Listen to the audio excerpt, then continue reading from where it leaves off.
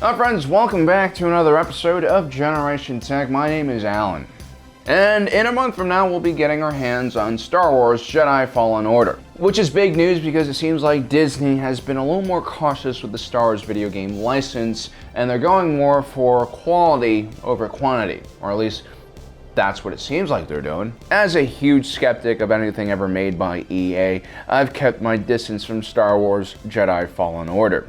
But now that we're getting pretty close, I've taken a pretty good look at all the content out about this video game, and I want to give you guys what I think is good, bad, and ugly. Now, the one thing that should be guaranteed is that with EA and also Disney coming in with all their resources and money, we'll probably see a AAA quality game with all the trimmings that come along with it. When LucasArts still was independently developing video games before the mouse bought the entire franchise, things were kind of hit or miss. You had games like Connect Star Wars, but then you had epic games like KOTOR. Jedi Fallen Order should have some really great art design and graphics, and it'll have big name actors in it like Forrest Whitaker portraying the crazy ass Saw Gerrera, which is great because the main reason I'll be playing a game like this is for the story and not necessarily the gameplay. Going into Battlefront 2, I actually had these same exact thoughts.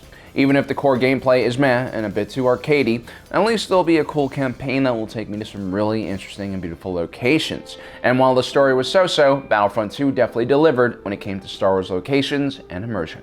I actually have higher hopes for Respawn's Fallen Order storyline than I did for Battlefront 2. And that's because Battlefront 2 depended heavily on its multiplayer mode for success, whereas Jedi Fallen Order is a single-player experience. Which means the developers will be completely focused on making an excellent single-player campaign, and they'll also have access to Star Wars' story group, along with some pretty heavy names in the video game world. Leading the narrative team will be Aaron Contreras, who has worked on Mafia 3, Assassin's Creed Black Flag, Far Cry 3, and Bioshock Infinite.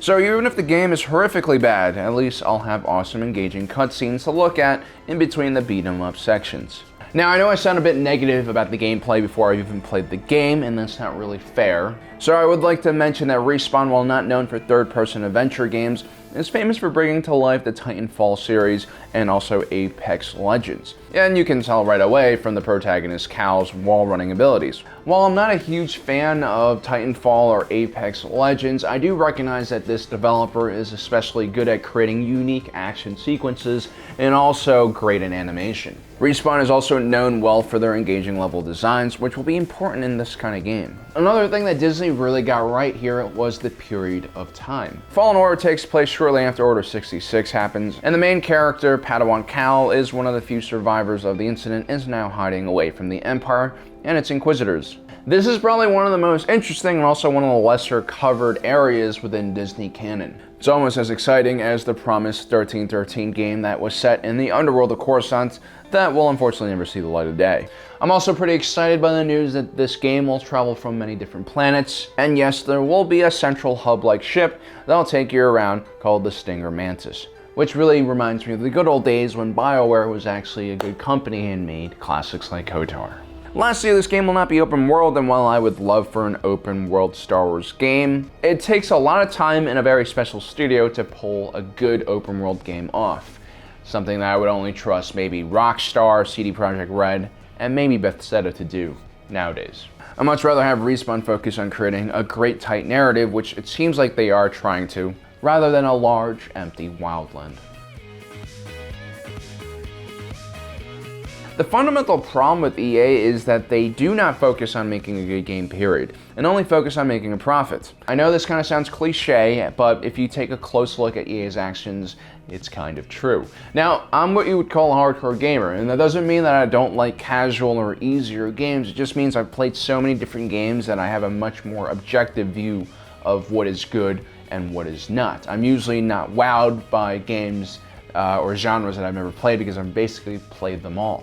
I've come to realize that the main problem with EA-backed games is they focus on one thing above all else that allows them to make their games profitable, and that's accessibility. Their number one focus is to make sure that literally everyone can play this game, and while that's not a terrible thing necessarily, if that is your primary and only focus, that usually results in a pretty poorly made game. There's plenty of great accessible games. Rockstar's GTA is a pretty accessible franchise that has attracted all types of gamers. But Rockstar also builds incredible worlds, gameplay mechanics, and stories, all of which EA Games is completely lacking. And combine that with Disney's own obsessive goal to reach as many people as possible and be profitable, and you have kind of a monster in creation.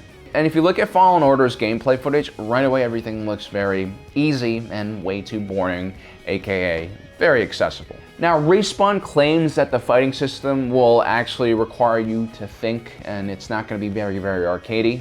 But from where I'm looking at it, the fighting mechanics look like they came from a game maybe made 10 years ago. The action and animation look sloppy and pre-rendered, and the enemies are damage sponges. I mean, Cal has a lightsaber. A lightsaber should kill most things in one blow and cut off limbs. It should be a complete mess. I know Disney and EA want a child-friendly rating, but do parents actually prevent their kids from getting mature-rated games nowadays anyway? I mean, Grand Theft Auto 5 is pretty much one of the most financially successful games ever, and it's definitely rated MA, and there's definitely a ton of kids playing it and screaming into their headsets online. Besides, when you cut someone's arm off with a lightsaber, it actually cauterizes the wound, which means there's not that much blood. It's a more refined weapon, and it might even get you a T rating instead of an MA. Another thing that clearly stands out is the lack of a destructive physics engine like the Frostbite engine, or at least some other type of real-time physics engine. Everything seems like it's pre-rendered and pre-animated, which just isn't great when you're trying to let the player feel like they're a Jedi. The whole time I'm watching this gameplay, I'm thinking to myself, this is basically a dumbed-down version of Force Unleashed, which came out more than a decade ago and still actually had a physics engine in it. Small things like having a destructive environment or having your lightsaber slice off a stormtrooper's arm helps create a sense that you're a Jedi, and not some generic hero in any other hack-and-slash third-person action game. And also, can we please stop giving stormtroopers melee weapons? I know it's a melee game, so you need to fight someone, but it just doesn't really look right or make any sense. Generic is a word that keeps popping up, and it's the same word I would use to describe Battlefront 2. The visuals weren't generic, but the gameplay definitely was, and it was noticeably worse than DICE's Battlefield series. And a lot of that has to do with EA and Disney. When a lot of corporate interest and investment are piled into a project, you have a lot more eyes on the project and a lot less artistic flexibility.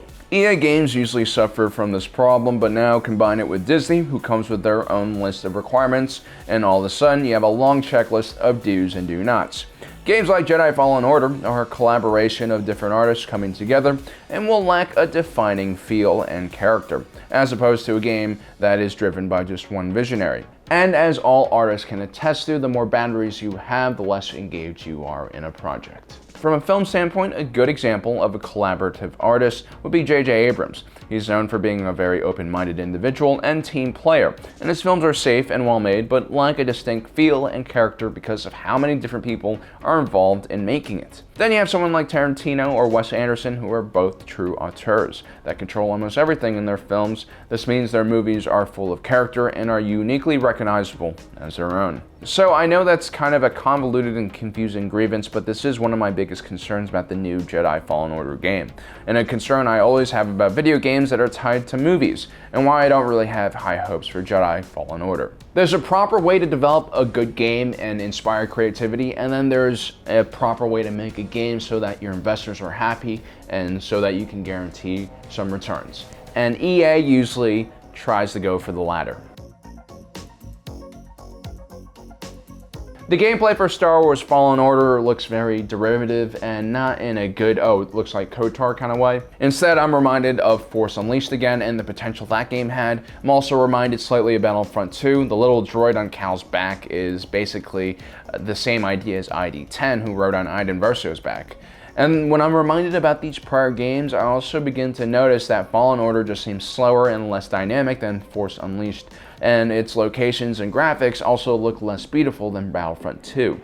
As a matter of fact, the only time things look kind of nice during this game is during the cutscenes. And talking about cutscenes, the one thing that's always bothered me with these movie tie-ins is that the writers of these video games always feel like they need to cram in every major Star Wars character into the story, which oftentimes doesn't make any sense. I mean, Princess Leia and Han Solo can't just be everywhere in the galaxy at all times, and a lot of times these appearances of these special characters aren't done well or aren't done logically and feel just like forced cameos. Battlefront 2 kind of had this issue, and I hope Jedi Fallen Order doesn't repeat those mistakes. So far, we know that Saw Gerrera and some of the Inquisitors will appear, which seems to make sense with the plot. But let's hope that the main character doesn't also run into Yoda, Obi-Wan Kenobi, Palpatine, and, Darth Vader. Now, what made the KOTOR series so great from a story point of view is that it took place during a period of time that previously was unexplored in Star Wars history.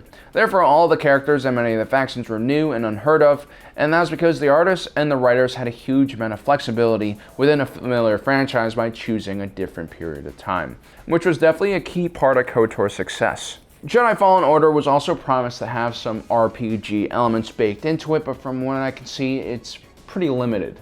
This is going to be more like your usual action-adventure game with very light RPG elements.